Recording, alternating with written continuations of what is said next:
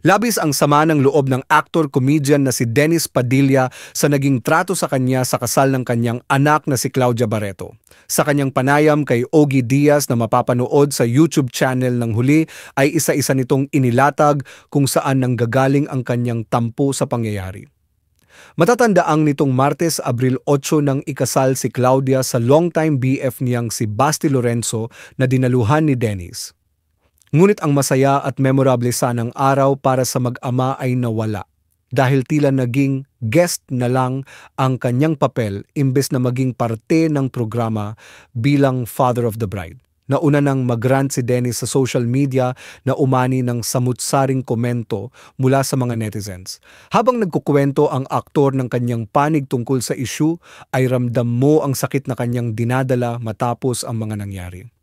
One of the most painful part ng buhay ko na naranasan. Wala ito sa kalahati ng mga naranasan ko sa kanila sa mga nakaraan, pati nung mga debut. Wala, sad ni Dennis. Aniya, mas masaya pa raw siguro kung hindi siya inimbita ng anak at ng gate crash na lamang siya. Aminado ang aktor na ito na naabot na ang kanyang limit dahil sa mga nangyari at hindi na ipagsisiksikan ang sarili na maging bahagi pa ng buhay ng mga anak. Pag-amin pa niya, tinatanggal na rin niya sa kanyang social media accounts ang kanyang mga posts para sa mga anak. Sabi pa ni Dennis, I na-realize na none of my children even posted my picture in their Instagram, not once. Nasabi pa niya na dadalhin niya hanggang sa hukay ang tampo sa mga anak. Paalam na ito this is a permanent goodbye. Maybe the last time you would see me sa loob ng kabaong ko yun dahil hindi na ako makakaiwas. Hindi ko naman kayo ibaban doon, anak ko kayo Pwede kayong bumisita doon. Kung gusto nyong mag-donate ng pambili ng biscuit, pwede naman. Giit ni Dennis. Alam naman po natin kung saan nakatutok ang publiko ngayon. Ito po ay sa pagpapakasal ng anak ni Dennis Padilla at Marjorie Barreto noong April 8. Isa po sana itong okasyon na dapat ay ninanamnam ni Claudia at ni Basti Lorenzo, pero nalambungan po ito ng lungkot at kontrobersiya dahil sa paglalantad po ng matinding emosyon ni Dennis Padilla. Kaya alam mo Romel, hati ang publiko ngayon kasi bilang mga Pilipino tayo pa naman. Kahit gaano pa ang kakulangan ng magulang, pinanday tayo sa paniniwala ang anak ay anak lang at ang magulang ay magulang. Tama. Pero paano ba natin babalansehin naman ang kwentong ito, di ba? Ito kaya ay mabalik pa kaya, Romel, ang kanilang pagtitinginan ngayon? Naku, yan ang ating aabangan pero mukhang nagsalita na ng tapos si Dennis Padilla na give up na siya. Tama na daw yon. Pagod na daw siya. Raw siya. Oo, suko na. Daw ay hindi na siya makikita ng kanyang mga anak. Siya naman daw ang mahirap hanapin ng kanyang mga anak at magkita-kita na lang daw sila sa kanyang burol. Ay, yun nako. Sabi niya. Alam niyo po, naratibo pa lamang po ni Dennis Padilla ang mapapanood, mapapakinggan niyo po sa tanghaling ito. Ako po ay nakiusap sa aking anak-anakan na si Ogie Diaz. Nahihiram tayo ng ilang footage mula sa kanyang panayam kay Dennis sa pamamagitan ng telepono dahil nagkabiglaan sila. Ito po ay mapapanood din sa Ogie Diaz Inspires na inilabas niya kagabi. Punong-puno po ito ng sama ng loob ni Dennis Padilla na kinambalan pa ng pagpo-post naman ng nakababata niyang kapatid na si Jean ng mga salitang ansasakit. Grabe yun. Nakakaloka.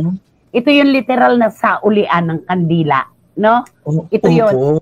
Yung sinabi ni Dennis na sabihin mo yan, Ogie. Sabihin mo na hindi na ako makikipagkita sa kanila. At ang pinakahuli daw na po pwede sila magkita kapag nasa kabaong na siya. Ito ay pagsasalita ng tapos na dapat ay hindi rin natin binibitiwan. Kasi hindi naman natin hawak ang kinabukasan.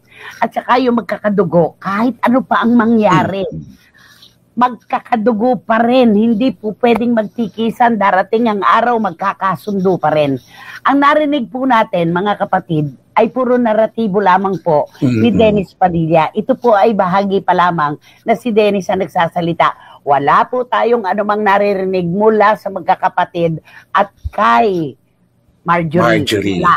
Tapos, itong mga kwentong ito ni Dennis, nadagdagan ito ng sakit dahil kasi si Jean, na hindi rin po natin masisisi dahil nakita niya kung paano lumuha ang kanyang ina at si Dennis, dalawa lang partisipasyon sa kasal ni Claudia at saka nitong si Mr. Lorenzo, si Basti. Pero masasakit din yung binitiwang salita na palagay ko ay gugulong papunta sa magkakapatid at lalong magpapalaki ng gawak nila yan. Yung sinabi niyang, sanay kayo sa karangyaan, inyo na yan. Kami sanay kami sa hirap, pero ang dignidad namin, hindi nyo kayang pantayan. Yun ang sinabi ni Jean. Marami pang iba. Marami pang iba. Nakakalungkot lang na yun, no? Ilang beses na ng pagpapaalam ito, nagpaalam na siya nung minsan. Ito na naman, isang pagpapaalam na naman sa kanyang pamilya at sa kanyang mga anak. Ano to, Romel, nung nagkita sila noong March 18, meron po silang pinag-usapan. Ayan. Hindi ko sasabihin dahil nagtiwala din sa akin yung aking source. Meron pong binitiwang salita yung mga bata sa kanilang ama na inoohan ni Dennis. Pero hindi niya sinunod. Sumira siya sa kanyang pangako. Pangalawa, yung sinabi ni Claudia sa kanya na, Papa, you have to look good tomorrow. You have to look good tomorrow na ang pagka-assume ni Dennis, you have to look good tomorrow dahil kayo po ang maghahatid sa akin sa altar. Walang sinabing ganon si Claudia. At kung malalaman niyo po, yung kwento sa kabuuan nito, ay makikita po natin, matitimbang din naman natin matitimbang din naman natin. Pero pagkasakit-sakit kay Dennis, ng pangyayaring ito na sabi nga, binudol niyo ako, I am the father of the bride, pero visitor lang pala. Ang ano nyo, di ba? Parang meron. Ang galing. Ang galing. Sabi niya, oo. Hindi ko rin gusto yung nag-post si Julia ng kanyang endorsement, yung Maya, yung sa Maya. Nag-ano si Dennis? Nag-comment? Oo, nagkomento. Kapal nyo, sabi niya. Anak pa rin niya yun di ba? Magbasa muna tayo. Tingnan natin kung paano mahahati ang ating mga dito. Ito, mula kay Ching Bautista Silverio, malaki talaga ang influence si Marjorie sa mga anak nila ni Dennis. I don't know what's the reason behind Marjorie's hatred towards Dennis. It really hurts how the father was being ignored on his daughter's special day. Grabe ang sakit sa puso. Tama dyan yan ay opinion ni Ching Bautista Silverio. Kung ako po sa lugar ni Dennis sa mga oras na yon, wish ko na kunin na lang ako ng lupa. Sana hindi na lang nila na-invite. Paano po kaya kalaki ang kasalanan ni Dennis para sa piting niya yon, ang sabi niya. Tapos sabi, okay. Si Ching Bautista, ayan, nabasa ko na to. Ito naman yung kay Juris Doctor. Gaano ba kabigat ang naging pagkukulang ni Dennis Padilla para hindi siya mapatawad ng sarili niyang mga anak?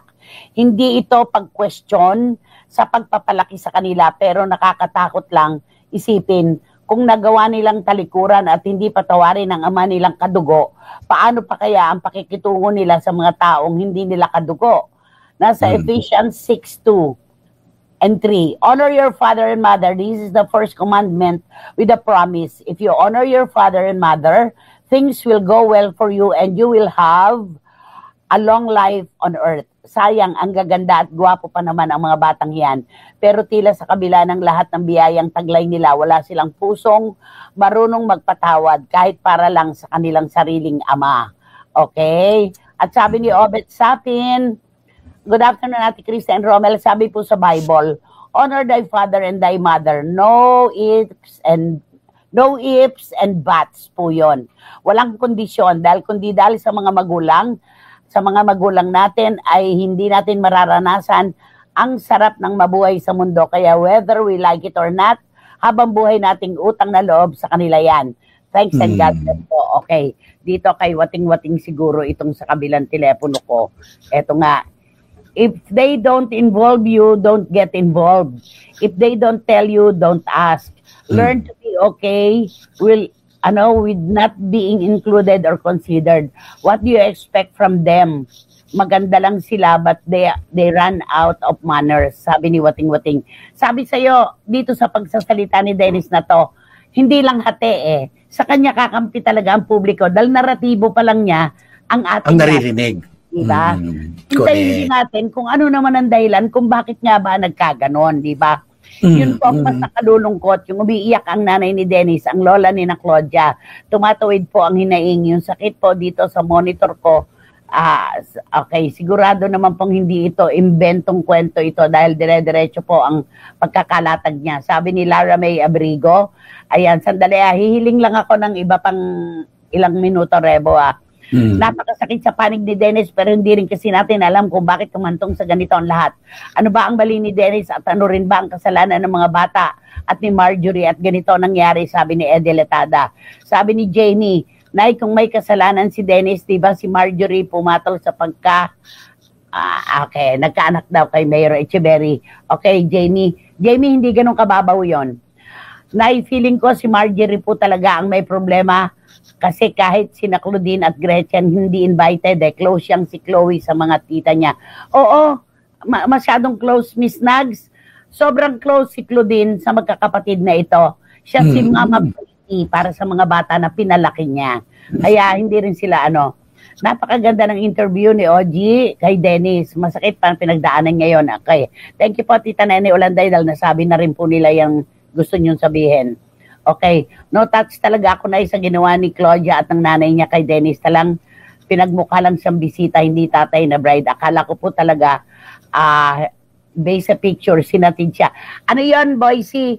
Nung bago dumating ang mga bisita, nagparetrato na si Dennis, ang nanay niya, at nung wala pang tao sa simbahan. Doon din sila kumain sa likod ng simbahan, di sila nagpunta ng reception. Ang tanong natin ito, gaano kalalim? Opo, meron pong napakalalim na dahilan ito. Yan.